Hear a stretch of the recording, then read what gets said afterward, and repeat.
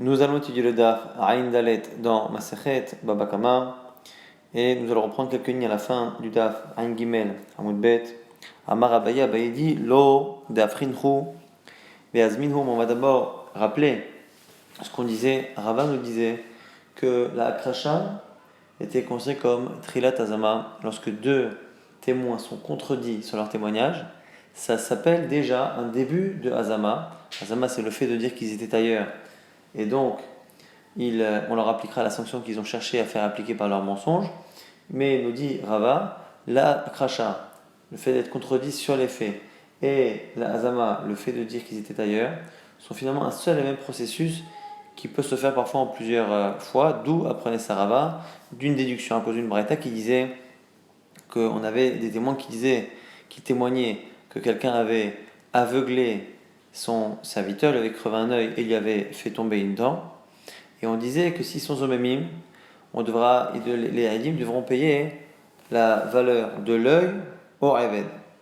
La valeur de l'œil au Eved. Alors, une des questions que Rava a posée, c'est que s'ils sont zomemim, c'est la valeur entièrement du Eved qu'ils auraient dû faire payer. Et donc, du coup, au maître, et sinon c'est faux. Donc la Gemara ne comprenait pas, donc Rava a proposé de dire qu'il finalement il y avait non pas deux témoins qui étaient contredits par deux autres témoins, mais finalement trois paires de témoins, donc six témoins.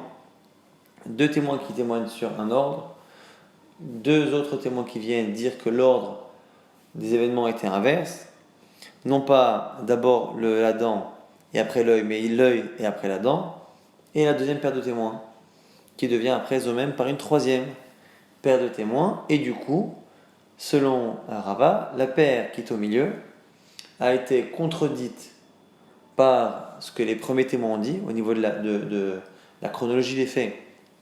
La première paire de témoins a témoigné différemment que la deuxième, donc la deuxième a été contredite par la première. Et cette deuxième paire de témoins qui était déjà à la base contredite par la première a été en plus après rendue eux-mêmes. De là on apprendrait selon Rava que la crachat du départ est le même type de processus que l'azama, et c'est la raison pour laquelle on leur appliqua le din de Hetzomem, même si au départ ils ont déjà été contredits. Abaye réfute, Yamar Abaye, lo dafrinhu veazminhu. Au lieu de dire qu'il y a trois paires de témoins, t'as qu'à dire que c'est comme ce que tu as dit. Première paire de témoins qui témoigne sur les faits avec un ordre précis. Deuxième paire de témoins qui vient à la fois dire que c'est faux, que l'ordre s'est passé différemment, et en même temps, ils les rendent zomem. C'est-à-dire que non seulement ils disent que les faits se sont passés différemment, mais qu'en plus que les jours des faits, ils témoignent qu'ils étaient ailleurs. Et comment Abaye va prouver cela? Mimai. Parce que Abaye va prouver qu'à la fin de cette même braïta, on a un cas qu'on est obligé de comprendre de cette manière. Donc pareil, le début, ce sera un cas où c'est les deuxièmes témoins qui viennent juste inverser eux-mêmes et en même temps rendre eux-mêmes. Les katané, c'est pas qu'à la fin, c'est marqué Maïdano, et Ishponi, chez Epil, Yachina Abdo, Vesimet, Aino. Nous témoignons sur cette personne qui a cassé une dent et crevé l'œil de son serviteur. Share Aved Omerken, on dit cette fois que c'est le Aved qui a un avantage à cet argument. Venim c'est Uzomemi, si les témoins sont eux-mêmes, Meshalmim Demerain Arav, ils devront payer la valeur de l'œil au maître. Echidame, quel est le cas? Si les témoins, imaginons ici qu'il n'y a que deux paires de témoins, si les premiers témoins témoignent sur des faits et que les deuxièmes témoins qui disent que c'est faux nient totalement et ne sont pas d'accord avec le fait qu'il y a eu un dommage quelconque, si c'est ça, la sanction d'Aïd même, c'est pas qu'ils devraient payer la valeur de l'œil, ils devraient faire payer la valeur du Haved, puisque lorsqu'on dit que le maître, on l'a accusé d'avoir cassé une dent et d'avoir crevé l'œil, avant qu'on le fasse crever l'œil, on le fait d'abord libérer le Haved. Donc ça, c'est ce qu'il a failli perdre, c'est la valeur du Haved. Donc on aurait dû faire payer ça au Raninomim. Et là, donc on va avancer par étapes. Et Abaye déjà déduit que forcément les témoins qui viennent rendre les premiers eux-mêmes sont d'accord avec le fait qu'il y a eu un dommage corporel qui a causé la libération. Des cas, et donc en fait ils ont inversé. Donc du coup, puisque dans le cas suivant, on dit que c'est un cas où ça a été inversé, on n'a qu'à dire ça sur le cas d'avant. Et donc, on n'aurait plus trois paires de témoins Donc la première qui aurait déjà dès le départ dit quelque chose de différent que la deuxième et donc qui l'aurait déjà contredite. Et donc cette deuxième paire de témoins qui est déjà contredite dès le départ, après on lui applique le din de Hazama, ce serait la preuve selon Rava que Akrasha c'est déjà Trilat Hazama. Et ça nous dit Abaye, on n'a aucune preuve parce qu'on n'est pas obligé de dire qu'il y a 3 paires de témoins, on n'a qu'à dire qu'il y a une paire de témoins et que la deuxième fait à la fois Akrasha et à la fois Hazama. Et donc ce n'est pas une preuve pour ce que dit Rava. Maintenant, comment Abaye va comprendre le premier cas? Donc on reprend maintenant sur le premier cas. Donc le premier cas, c'est maintenant le cas qui est expliqué par Abaye. Donc c'est des témoins qui témoignent que la personne a cassé une dent, puis un œil, et d'autres témoins viennent dire que c'est l'inverse, et en même temps, ils les rendent zomemim. Alors,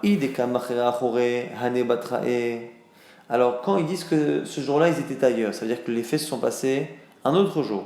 Si ils disent que les faits se sont passés un jour postérieur à ce que les premiers témoins avaient dit,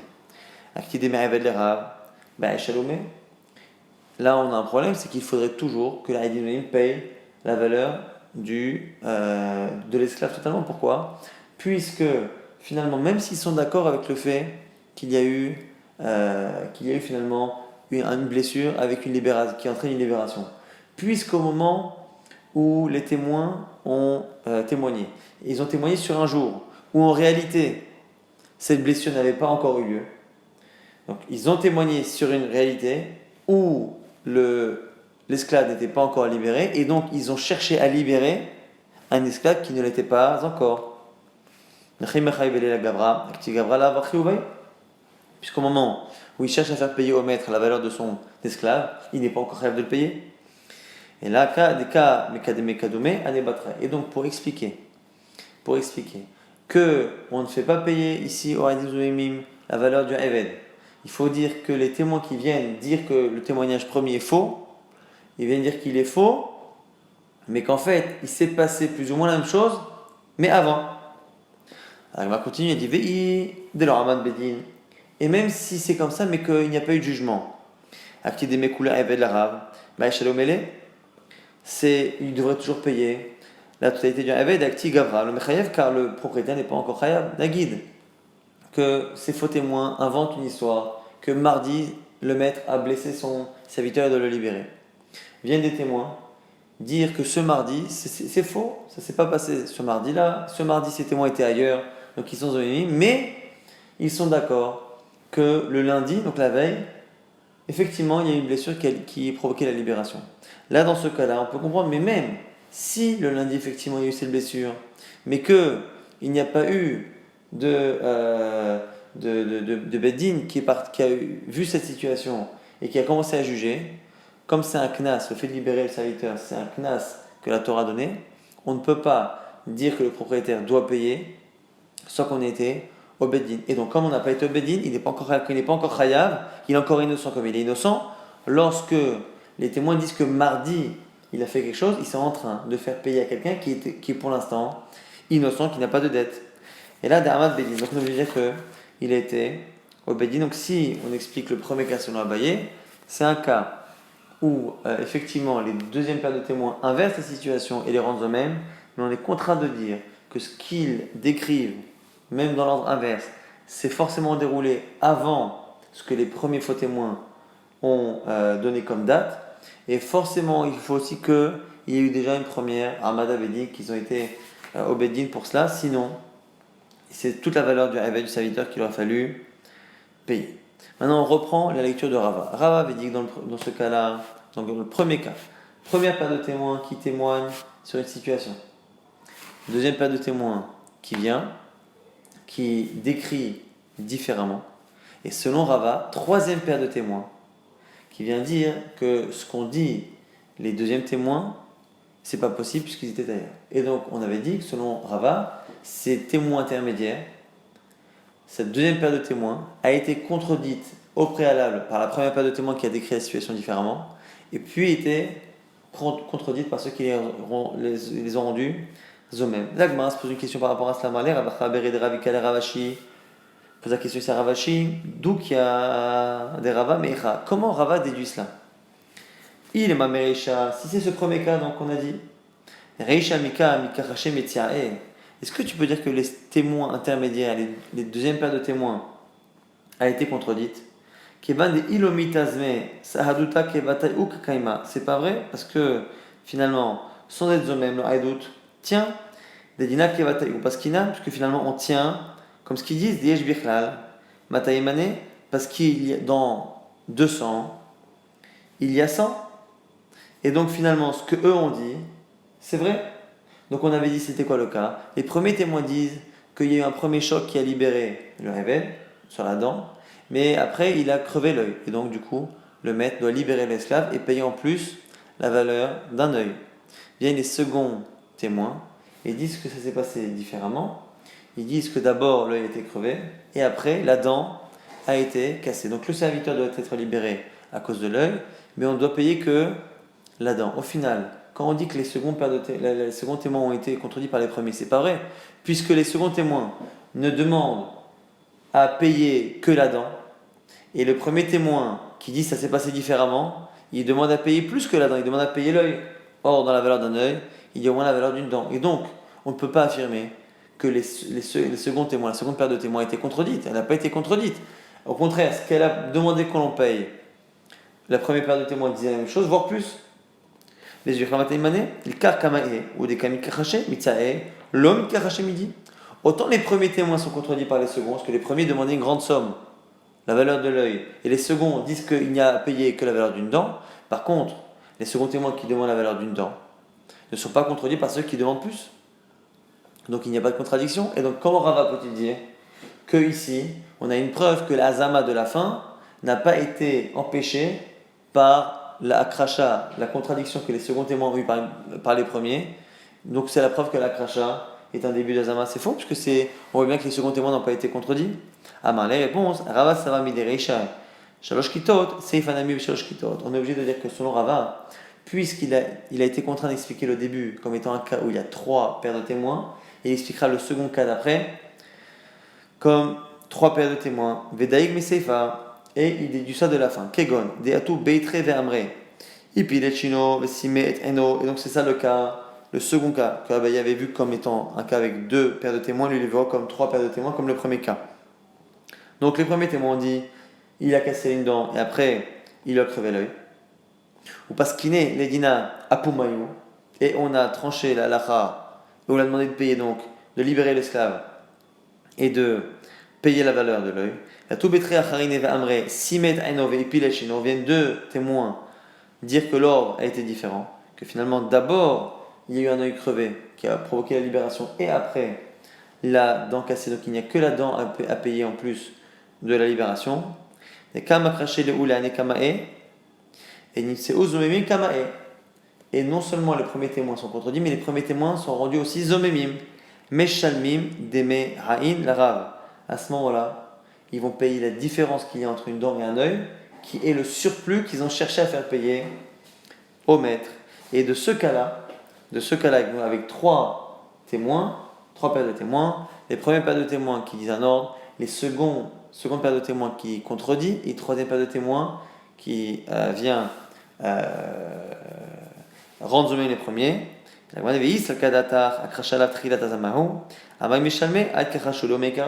donc c'est la preuve de Rava, c'est que tu vois bien que la kracha c'est un début de Hazama, puisque tu vois bien que les premiers témoins, avant d'être rendus eux-mêmes par les troisièmes paires de témoins, ils ont été contredits par la deuxième paire.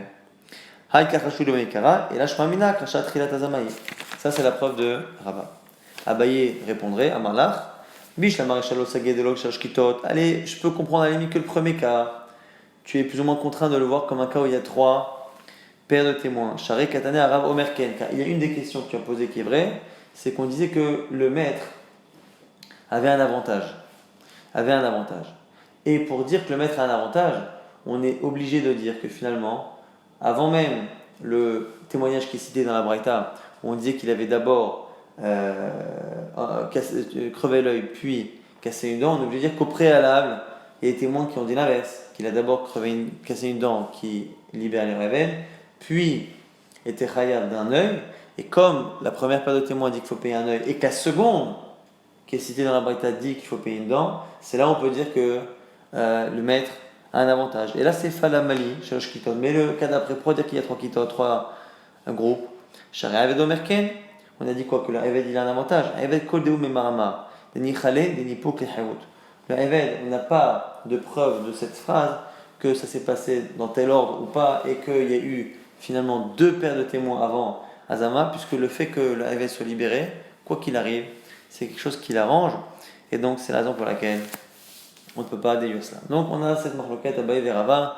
Rava arrive à dire que dans le premier cas, dans le second cas, c'est 3 kitos et 3 paires de témoins, et donc on a bien une azama qui a été précédée par une akracha, la preuve que l'akracha et l'azama sont d'une même nature. Abaye peut expliquer soit tous les deux cas comme étant un cas où à chaque fois il n'y a que 2 paires de témoins, que la seconde paire de témoins à la fois le contredit et à la fin la rend eux-mêmes. Et si pour le début de la Braïta il est contraint de dire qu'il y a 3 groupes, au moins pour la fin il peut expliquer qu'il n'y en a que 2. Maintenant, la Gemara ouvre une parenthèse. Depuis le départ, on part du principe que quand un maître fait 2 dommages à son Eved, le premier dommage le libère et le second dommage devient une dette, un dédommagement qu'il doit faire à cette personne qui est devenue libre. Matkifla Rabizera objecte Rabizera là-dessus. Eima simet eno nipok be'eno ipile shino nipok be'shino. Pourquoi ne dirions-nous pas que quand il lui a cassé une dent, il paye une dent, il a crevé un œil, quand il a cassé une dent, il le libère, quand il a crevé un œil, il le libère. Et peut-être que si met eno ipile shino, et peut-être que quand il a fait les deux, nipok be'eno be'shino, il devrait sortir aussi pour ces 2 choses. Et donc qui nous dit que quand il fait ces 2 dommages, il y en a un qui sert pour le libérer et l'autre qui devient une... Et la question ici est basée sur ce qu'on vient de dire il y a quelques instants, que lorsqu'il y a un knas, le fait de devoir payer quelque chose qui est un knas, ou ici le fait de libérer un évêque étant un knas, puisque il faut normalement aller au beddin pour être hayab, et que ici ça s'est fait en même temps, on aurait pu penser justement que normalement, puisqu'il n'y a pas eu d'armadat à din entre temps, les 2 serviront pour libérer le Eved, et pas un pour le sortir et l'autre pour le dédommagement. Amarabaya répond Alecha Makra, c'est pour toi que le pasuk a dit, pour ce genre d'argument, la hofshit ishalehenu tahad aino. Quand quelqu'un crève l'œil de son serviteur, il le renverra gratuitement, tahad aino, en contrepartie de son œil. On sait très bien que c'est en contrepartie de son œil, puisqu'on parle d'un cas où il a crevé l'œil. Et l'autre tahad aino veshino, c'est mieux exclure qu'on ne le libérera pas en contrepartie de 2 dommages corporels. Tarat shino contre sa dent, velo tarat shino vaino, et pas non plus en contrepartie de sa dent et de son œil. Maintenant on revient à Maravidi Baravin, ce qu'a dit justement Ravak Akrashat Trilat Azama, que la contradiction fait partie du processus d'Azama, c'est le même processus et donc il ne vient pas court-circuiter et empêcher l'Azama de prendre effet. On peut le voir déjà dans la Mishnah. Afanan Amitanina Ganav al Pishnaim, celui qui a été accusé de vol par 2 témoins, Betavach Umacha al Piem, et qui a été aussi accusé d'avoir vendu ou égorgé par ces mêmes témoins, Venim c'est Uzomemim, et ces témoins s'avèrent être de faux témoins, Mishelmim lo etakol, ils paieront la totalité, donc les 5 fois. Maïlav de Aïdou aglagneva vechazo vidu alaitvicha, à propos de dire que c'est des témoins qui ont témoigné une première fois sur un éventuel vol, qui sont venus quelques jours après pour dire qu'après il y a eu vente au shrita, et que même leur azama, c'est-à-dire que le fait qu'on dise que ce qu'ils ont dit est faux a été fait aussi de manière progressive, c'est-à-dire qu'une première fois, des témoins sont venus dire que ce qu'ils ont dit sur le vol c'est faux, puis plus tard sont venus 2 autres témoins dire que ce qu'ils ont témoigné à propos de la shrita ou de la vente est également faux. Veha, et si c'est ça, kevan chez uzmu alagneva, puisque ils sont rendus zomemim sur le vol. Les gabet vicha, avec le mot craché, ils sont déjà contredits par rapport à la shrita. Vekatane, pourtant dans Saïm Mishamim le takol, ils paieront tout. Mais Isakadatar, krashalav trilat azamahi, si tu penses que la krasha est un autre mécanisme, ne fait pas partie de la azama, advicha ma mishamim, pourquoi ils paieraient sur les 3 fois supplémentaires? Et la shmamina krasha trilat azamahi. Là, Gmar propose de faire cette preuve qu'on avait déjà vue du même type au tout début de la sugia.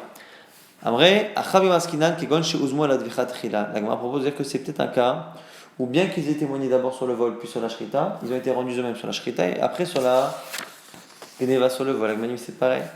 La Gemara, donc c'est ce que la Gemara propose, de dire que ça s'est passé dans cet ordre. Et la Gemara conclut sur Abaye, sur donc c'est cette marloquette là, Abaye Verava, Beplukta, cette adoute là, et Dim Shekroshou, Basof Ouzmou, on la retrouve entre Rabbi Yochanan et Rabbi Elazar.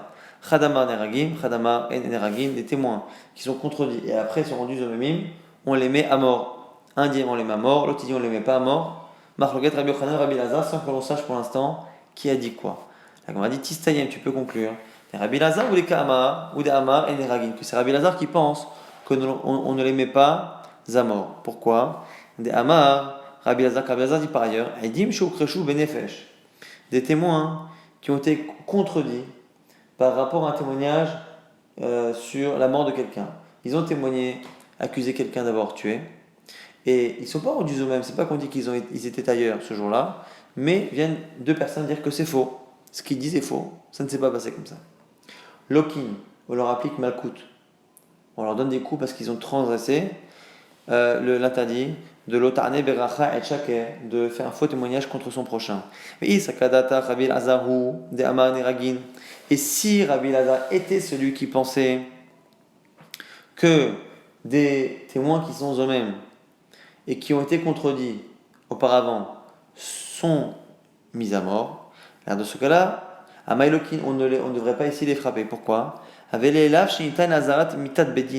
Parce que finalement, ces témoins, si on pensait que même après une akracha, on pouvait les mettre à mort, puisqu'ils ont témoigné, accusé quelqu'un de mort, et qu'ils ont été contredits, si on pensait que la contradiction était le début d'une zama, ça veut dire qu'on a commencé un process qui pourrait aboutir à un moment donné à une mise à mort, et donc on ne pourrait pas leur appliquer la sanction des coups, puisque ça s'appelle un lave, un interdit chez Nitan Lazarat Mitat Bedin, qui théoriquement pourrait aboutir à la mise à mort par le Bedin. Et ce genre de cas, on ne frappe pas. Et là, la Shmamina, Rabbi Lazar ou Amar et Neragim, Tistayem, et donc du coup, déduit que c'est Rabbi Lazar qui pense qu'on n'applique pas le din de Hazama lorsqu'au départ il y a eu un crachat, ce qui semble être plus ou moins baillé, et Rava qui pense que oui, on applique, c'est l'avis de Rabbi Yochanan. Maintenant, au passage, la Gemara dit Lokin. On a vu qu'on frappe. C'est-à-dire que quand il y a eu des idim qui ont été contredits, donc Rabbi Lazar a dit, ils ont dit que cette personne-là avait tué, et c'est faux. Alors on ne sait pas s'ils étaient ailleurs ou pas, mais en tout cas, ce qu'ils ont dit est faux. On a dit qu'on leur donne des coups. Lokin, la Gemara dit très nous, mais pourtant, c'est une contradiction. Premier témoin, on dit il a tué, et second témoin disent c'est pas vrai, cette personne-là n'a pas tué. Normalement, très on annule, on tient compte ni de l'un ni de l'autre, et on remet tout à zéro. Mais pourquoi dire que les seconds ont raison et frapper les premiers? Autant lorsque les seconds témoins disent les premiers témoins étaient avec nous ailleurs, ça c'est une halakha, c'est comme ça la Torah l'a dit, on ne sait pas pourquoi, qu'on tient compte des seconds, pas des premiers, qu'on applique aux premiers ce qu'ils ont cherché à faire appliquer, ça compte pas du principe, dans ces cas-là c'est les seconds qui ont raison. Mais quand c'est très deux témoins, deux paires de témoins qui disent, qui décrivent une situation différente, pourquoi dire que c'est les premiers qui fautent et leur faire mal coûte? Pourquoi te reposes-tu sur les seconds et pas sur les premiers? Amarabi Abaye répond Beva Arug Beraglav. C'est un cas où la fameuse personne qui est censée avoir été tuée vient devant nous et est vivante. Donc on a deux témoins. Donc c'est en gros une situation où on a pu vérifier que c'était faux. Et dans ces cas-là, on tient compte évidemment des seconds et pas des premiers. Les premiers témoins disent que monsieur X a tué monsieur Y. Viennent deux témoins dire c'est faux, et finalement, on a M. Grec qui vient directement nous voir, nous montrer qu'il est vivant, qu'il n'a pas été tué. Et donc, c'est la raison pour laquelle, dans ces cas-là, on leur appliquera Malkout. En tout cas, on a bien cette marloquette Rava Abaye. Est-ce que la kracha c'est un début de Hazama ou pas? Selon Rava et Rabbi Yochanan, oui. Selon Abaye et Rabbi Lazar, non. Nouvelle Mishnah, Ganav al Pishnaim, lorsque quelqu'un a été rendu voleur sur le témoignage de deux personnes. Mais sur la suite, sur la shrita ou sur la vente, Tava Vumacha al Echad. Un seul témoin l'accuse. Ou Asmo, ou c'est lui-même qui avoue. Mais Shalem Tashloumé qui est fait, et non Shalem Tashlomar Ba'avachamisha, il ne paiera pas les 3 fois supplémentaires, soit parce qu'il n'y a qu'un seul témoin, soit parce que c'est un aveu et on ne paye pas de knas par un aveu. Ganav et Avar Shabbat, si la shrita, ça va être pendant Shabbat. Ganav Tavach, l'Avodah Zara, ou pour l'Avodah Zara, de toute façon, que ce soit interdit par la Torah. Ganav Michel Aviv, ou Met Aviv, Achakach, Tavach ou Machar. Dans le cas où il a volé ce qui appartenait à son père, et que une fois que son père est mort et qu'il est devenu héritier, il a fait la shrita. Ganav Ekti, Achakach, Tavach ou Machar, ou dans le cas où entre le vol et la vente ou la shrita, il a sanctifié l'animal, dans tous ces cas-là. Dans tous ces cas-là, Mishalim Tashomé Kefen, mais non Mishalim Tashomé Arba Machamisha, il ne paiera pas les 3 fois supplémentaires, soit dans les 2 premiers cas, parce que la shrita s'est faite un jour où il y a un Riyomita, Shabbat ou Avodah Zara, qui me lève les rabamine, soit dans le cas du père, parce qu'il est devenu lui-même propriétaire en partie de la bête au moment de la shrita, soit dans l'Ekdesh, parce que c'est plus considéré comme la bête du propriétaire. Dernier cas, Rabbi Shimon Omer, on verra dans la suite de la Gemara, dans le DAF de lundi, comment ça fonctionne. Kadashim, Shechayav, Achayutan, lorsqu'il y a des korbanot dont le propriétaire doit rembourser la valeur si l'animal est perdu. Mais là-dessus on paiera 5 fois la valeur si le voleur vole et fait la shrita. Par contre, si le propriétaire En Chayav Achayutan a sanctifié une bête mais ne s'est pas engagé à la rembourser si elle est perdue, pas tout, le voleur ne paiera pas Bavach Mishnah. En tout cas, sur le début de la Mishnah qui disait que quelqu'un qui a volé et que 2 témoins l'ont accusé, mais que sur la suite, il n'y a qu'un seul témoin. La Gemara dit, c'est pas chaud, c'est évident. Al-Pi'edechad, Pshita, le fait d'être accusé de vente ou de shrita avec un seul témoin, c'est évident que c'est un témoignage qui est nul. Pourquoi l'avoir dit? Amre Hakamash Malad, Al-Pi'asmudumyad et Al-Pi'edechad. C'est pour nous apprendre un point commun entre un seul témoin et son aveu. C'est quoi? C'est que ma al-piedechad qui a été edechad mistareb adé. De la même manière qu'un seul témoin, c'est un témoignage qui n'est pas bon, mais qui peut par l'avenir être complété par un second témoin et devenir un bon témoignage. Al-piatz monami qui a tout edim. C'est pour nous apprendre en même temps que lorsque c'est lui-même qui avoue sur les 3 fois supplémentaires qu'il doit payer, même si en général celui qui avoue ne paye pas, on vient apprendre que c'est comme un seul témoin. C'est-à-dire un seul témoin, c'est un témoignage qui n'est pas bon pour l'instant, mais qui pourra s'avérer être bon. Pareil, un aveu. Pour l'instant, il ne paye pas parce que c'est à cause de lui qu'on le sait, mais le jour où on aura 2 autres témoins qui diront la même chose, on le fera payer parce que ce sera plus son aveu qui nous donnera l'information. Mon ami qui a tout dit Michael, lorsque des témoins viennent, il paiera. Et pourquoi on dit cela? La Poukim et Darabuna pour nous dire qu'on ne pense pas comme Rabuna. Amara au nom de Rav, Amara Rabuna Amara, Moïde Biknas, Charkar, que Rav pense que quelqu'un qui avoue à propos d'une sanction, d'un knas, même s'ils viennent des témoins après attester cette vérité, pas tout, il ne paiera plus puisqu'il a déjà avoué au préalable. La Gemara reprend et il nous dit Goufa, Amarabuna Amara, Modebiknas Bachakaba, Edim Patou. On a dit que lorsque quelqu'un avoue sur une sanction et qu'après viennent des témoins, son aura, il est patou. La Gemara objecte et Tivera Prisdale Rabuna. On a une objection avec une histoire qui s'est déroulée. Dans cette histoire, histoire de Rabban Gamliel chez Simé et Ain Tavi Abdo qui a crevé l'œil sans le vouloir de son serviteur Tavi, serviteur qui est très connu dans la Gemara pour sa sagesse, ses connaissances et sa fidélité à Rabban Gamliel. Et Rabban Gamliel était très heureux. Pourquoi? Parce qu'il est interdit de libérer un esclave kinani. Vous avez une mitzvah de les transmettre à vos enfants, donc un interdit par mitzvah positive de les transmettre, donc ce qui revient plus ou moins à un interdit de les libérer, parce qu'on est envers Bérassé, mais lui il voulait absolument le libérer parce que c'était quelqu'un qu'il appréciait, et il était content que l'occasion se présente par cet accident. Mais Saoul Rabbi Yoshua, il est tombé sur Rabbi Yoshua, Amarlo il a dit tu ne sais pas que mon serviteur ta vie est enfin libre. Amarlo il lui dit Lama, Amarlo il dit parce que je l'ai aveuglé d'un œil. Amarlo, ça ne vaut rien ce que tu dis. Pourquoi? Shekva Eno a dit parce qu'il n'y a pas de témoin qui atteste. Et donc il n'y a que ta parole, et ta parole est un aveu, et un aveu ne peut pas faire payer un knas, c'est un knas de libérer un évêque. Et le fait que Rabbi Yoshua lui dit qu'il n'y a plus de témoins, cela sous-entend que même une fois que Rabban Gamliel a avoué, Si il y avait des témoins qui venaient après, on aurait tout de même appliqué le knas. Donc de là, on voit quoi? Ayeshlo aidim chayav. S'il y a encore des témoins, ce serait chayav. Shema inamina, on apprend de là. Comme debi knas, bachaka ba'uadim, chayav. Donc, de là, on apprend que quand on est bodé sur un knas et qu'après viennent des témoins, on est chayav, on doit payer. Alors l'agma va répondre. Amarle, non, Shene Rabban Gamliel, de l'obifne beddin ou de. Il a parlé dans une discussion, mais il n'y avait pas de beddin présent, donc il n'a pas avoué devant un beddin. L'agma dit, mais qu'est-ce que tu racontes? Mais Rabbi Yoshua, Abedin Ava, mais Rabbi Yoshua, il est Abedin. Donc il a avoué devant Abedin. L'agma répond, Shelo Bevedin Havakae. Oui, c'est un Abedin, mais il n'était pas au Beddin, et donc du coup, ça n'a pas une valeur d'aveu en tant que tel. On va résumer rapidement ce daf. On avait une marloquette, Abaye Verava, et le côté Rabbi Yochanan et Rabbi Lazar. Abaye Rabbi Lazar pense que la akracha, la contradiction, n'est pas du même type que l'azama, et donc éventuellement, s'il y a une akracha en premier lieu, ça annule le témoignage, et donc après, si on les rend eux-mêmes, on ne leur appliquera pas la sanction qu'Achazamam la Sotachim. Par contre, selon Rava et Rabbi Yochanan, oui, parce que la kracha est finalement un début de Azama.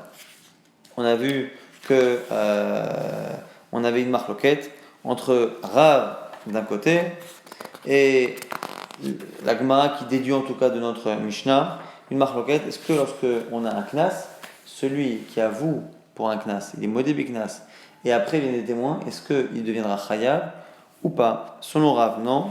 Selon la Gemara et la Mishnah, apparemment oui. Et nous étions justement en train d'essayer de déduire la Marasek Rabban Gamliel, est-ce que l'on peut déduire comme l'un ou comme l'autre?